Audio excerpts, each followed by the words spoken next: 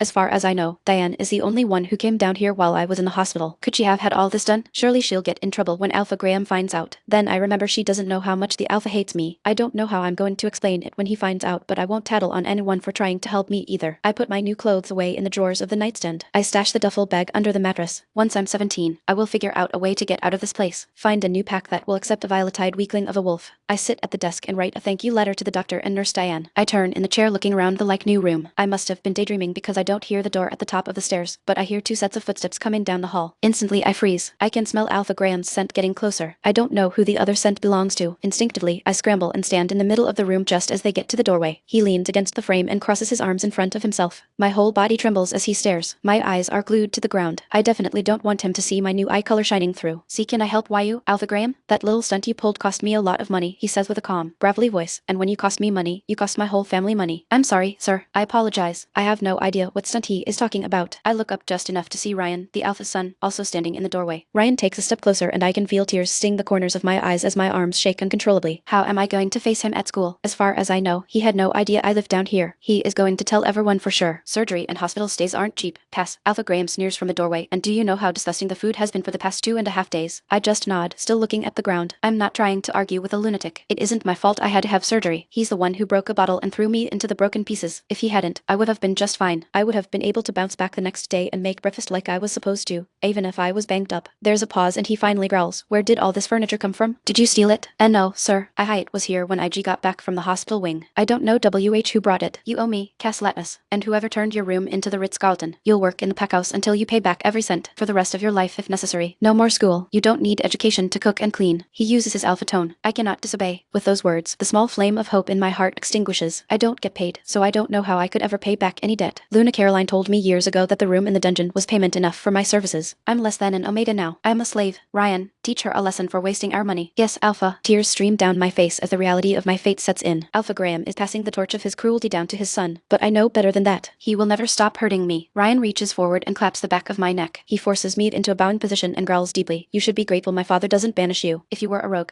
I would make damn sure you never made it to the border of the territory." A squeak escapes my throat. I'm so scared I feel like I'm going to pass out. I can feel blackness in the edges of my vision as my heart races. Ryan turns to his father. "Don't worry, Alpha. I've got this situation covered.